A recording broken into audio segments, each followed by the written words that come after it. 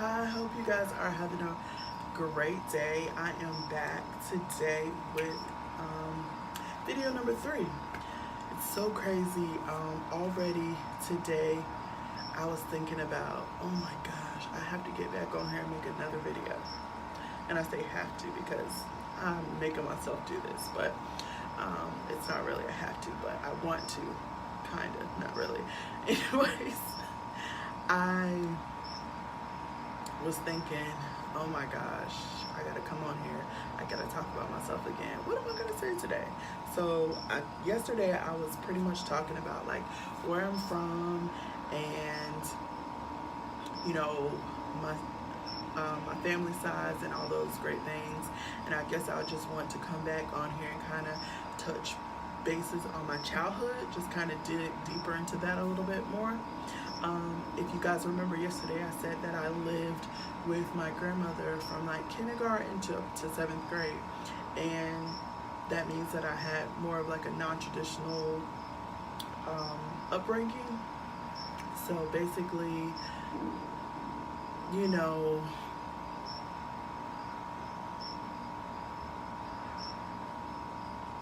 it just wasn't normal, like normal, right? And for some people that could mean like they could have feelings of like abandonment, or I can't even think of all the words, but all the things that someone who did not grow up with their mom and dad in their household, some of those things that they might be feeling, or some of those things that they might internalize it as a result of not growing up in a traditional house. But I want to come and kind of talk about the benefits that I had of that, right? Because sometimes people will take that as a negative, like, oh, you lived with your grandmother or your grandparents. That must be hard and difficult. And I'm not saying that every day was easy, but it wasn't hard or it wasn't difficult for me, or I felt like it shaped me into the person I am today, because I didn't just have like a mom and a dad. If I needed something, I had two grandmothers, a mom, a dad, aunts, uncles. So I lacked nothing when I was a kid, because of this unique upbringing that I had. I feel like it's easy for me to think about it as a negative, or think of it as a negative, but in naturality, it was truly a blessing for me. I remember a time where, and it wasn't just like my parents, my family, like my community also was very caring, especially like my church community. So I'll tell you guys the story. I was just thinking about this, just of times where there was something that came up in my life that was more of an expense than, than like a normal everyday child would need, and that's like the extra stuff. So I don't know how it works around Charlotte, but in Florida, when you're in middle school, you go on 2 kind of big trips. You go to an in-state trip like Tallahassee or something like that, and then you go out of state. In 8th grade, we went to Washington, and I just remember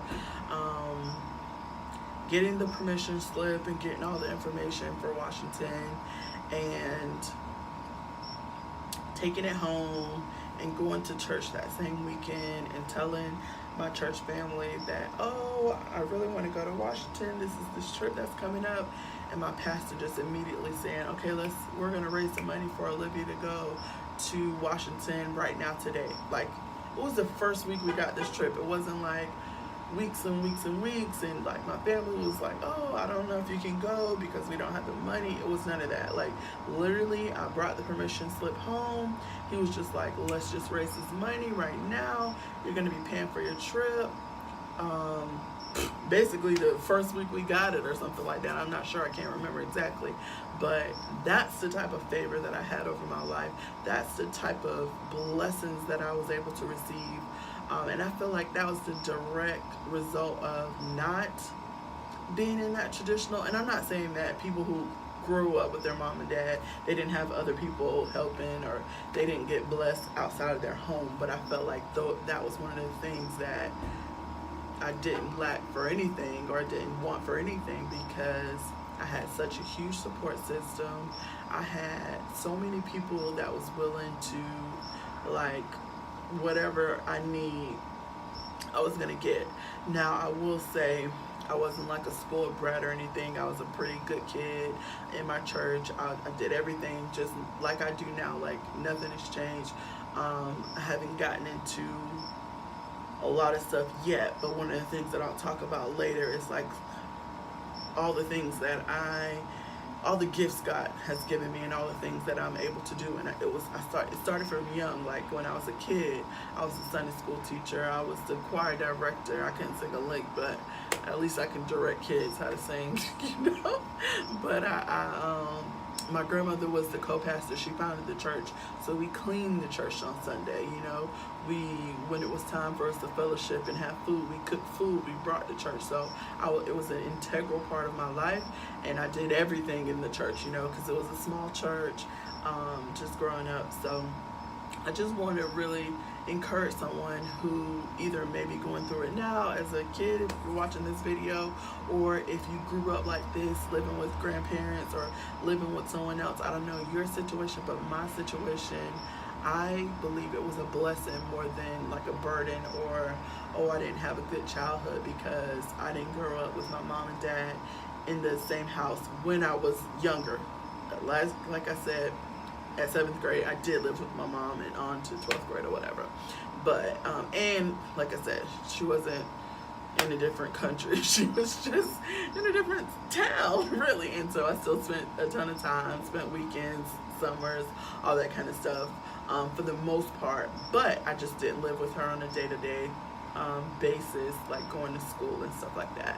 So I just want to encourage someone to also, you know, just reflect on my own self, that, you know, you could think of like, oh, poor thing, but I don't really take it as like poor thing. I take it as like, that was a good thing, because I feel like I was afforded a lot of experiences that a child might not necessarily have just living with their mom or dad. I mean, just like I said, having aunts and uncles, they took me from this place to this place, and I was able to have tons of different experiences.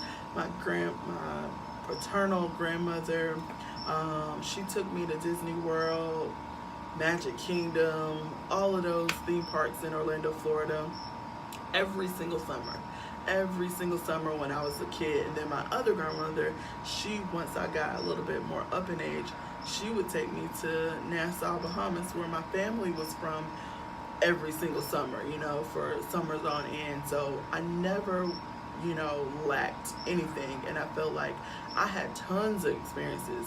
You know, I can go out with an uncle, or I can go with my aunt. My aunt Thelma, she lived in Pensacola, Florida when I was younger, and then she moved back to that area, but I spent summers with her. I mean, she took us everywhere. You know, my Uncle Cornelius, he took us everywhere. Like, I had so many different experiences that I feel like I didn't miss out on anything, not living with, you know, my mom and dad at the same time, having that traditional household. Was it always easy? No. Was it, did I make it? Did I overcome? You know, I definitely think I did. So I'm just wanted to share that a little bit. I didn't want this video to be super long because it's super late. Oh, and the video cut off before, so hopefully, I didn't say this already, but right now I have my face mask on while I'm doing this video. And I probably should have said it about 8 minutes ago, but I'm on my balcony, and at night, or when I'm on the telephone, or just when I want to just chill, I'll come out here, put on a face mask, and just kind of like relax.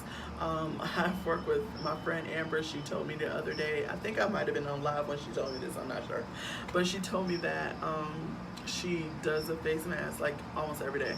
And I'm like, what? Girl, every day? Oh my gosh. Or I think she said almost every day. It's something obsessive, or at least it sounds like to me. But then I look at her skin, I'm like, you do got good skin. I guess it's working for you. So I'm getting my mask on more often than I used to. This is the mask that I'm wearing. It's a charcoal mask. It's by Mary Kay, and I sell Mary Kay. So if you're looking to get good skin like me, or at least I want to have soon, I have pretty good skin now. I just need to clean out these pores, or have decent skin. I'm gonna say that. I'm working on great, beautiful, flawless, no makeup, good skin. And I think, I'm almost there. But if you want to, get on this good skin journey with me, all you have to do is hit me up. I can hook you up with some masks and other products to help you. Or I don't know, if you follow me on social, then I'm always in the studio. And we got tons of great things in there. So this is not about that, but I just want to share that because I know y'all looking at me like, oh my gosh, what is she doing? I told y'all these videos was gonna be raw and uncut, so I hope y'all believe me. But for now, that's all I have to say. I'm gonna say one more thing and I'm gonna leave. The last thing I'm gonna say is, I know I say a lot, okay? My dear friend Courage Molina, she had to point that out. She said, I watched her videos, they're good, but you do say a lot. And you know what I'm saying to you, Courage? I know. And that's because I'm not a public speaker like yourself. Okay? No, I'm just kidding. Maybe in day 20 I'll be better, but right now I just keep saying it. I'm sorry, people. It's raw, it's uncut, just cheer me on my journey and my challenge. And this is a good time to go because someone's honking their horns. So bye. Have a good night.